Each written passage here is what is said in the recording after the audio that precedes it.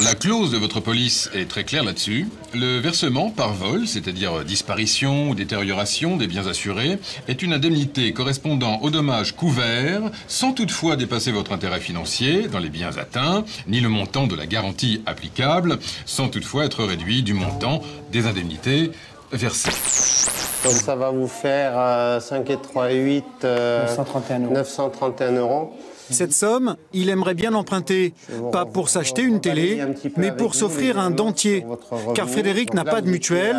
Quant à la sécurité sociale, elle ne rembourse que 25% des soins. Il doit donc presque tout payer de sa poche. Son conseiller va donc lui faire une simulation de crédit.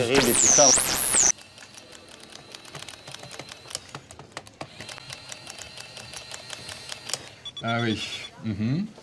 Vous savez, hein, les compagnies d'assurance demandent de plus en plus à leurs clients de passer le test du détecteur de mensonges.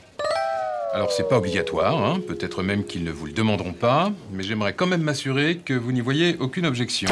Quand votre réputation est salie sur Internet, c'est votre famille entière qui est touchée.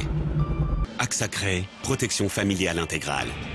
Une toute nouvelle assurance qui nettoie les informations malveillantes et vous protège également des autres risques d'Internet. Mes assurances professionnelles, j'allais dire, m'ont classé, ils ne l'ont pas fait par philanthropie, à 50% d'invalidité. Alors ça ne se voit pas comme ça, parce que c'est... Puis heureusement d'ailleurs, puis je ne demande pas à faire pleurer dans les chaumières.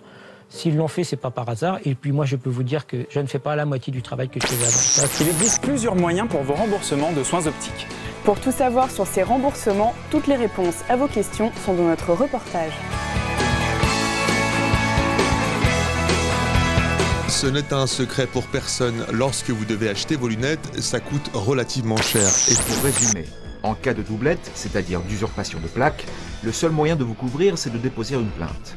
Cela vous protège aussi sur le plan de l'assurance. Si on vous a volé vos plaques ou si on vous a volé simplement le numéro, eh bien, vous ne risquez rien parce que ce n'est pas votre véhicule et donc votre contrat d'assurance ne jouera pas. Donc, l'autre système, c'est un système de solidarité, ce que vous appelez d'ailleurs, madame, le cinquième risque, financé par une cotisation spécifique.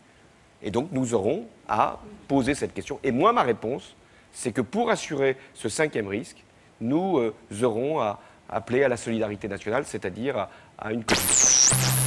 Au cœur de ce scandale financier, Fabrice Denizet, un notable de la région toulonnaise. Sa société, Déo Conseil, est spécialisée dans le courtage en assurance, en crédit et en gestion de patrimoine. Depuis l'arrestation de son dirigeant, Déo Conseil attend d'être placé en liquidation judiciaire. Marc-Emmanuel reçoit la visite de M. Pinault, banquier assureur. Lui aussi tenait à faire un geste pour Angelina. Et nous avons très envie de lui offrir son assurance, un an de cotisation assurance. Pour la maison? Oui. Ouais, c'est extra. Voilà, je donne ça. Quel geste.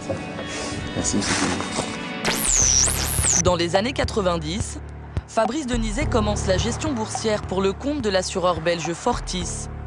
Mais en 2004, lorsque ce groupe s'enfonce dans la crise, son agence ferme.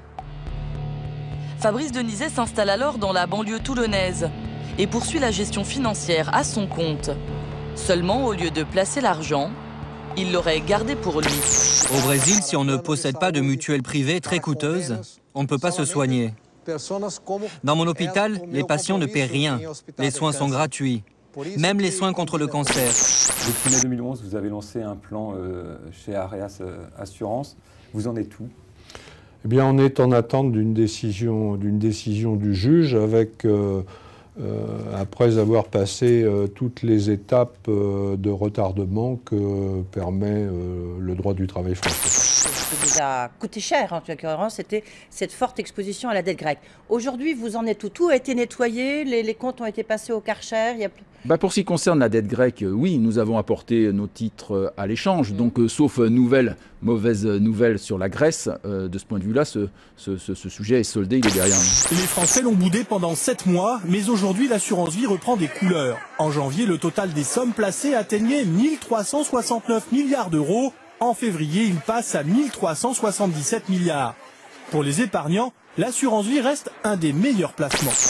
Ces étapes de retardement, enfin, vous les interprétez comment? C'est vraiment de la résistance au changement? Qu'est-ce qui s'est passé? Vous savez, on ne peut pas parler de résistance au changement. Quand quelqu'un vous explique que votre emploi va disparaître, ça ne peut pas vous mettre dans une joie profonde. Hein. L'assurance vie à nouveau en croissance, une bonne nouvelle pour les banques et les compagnies d'assurance, mais pas seulement.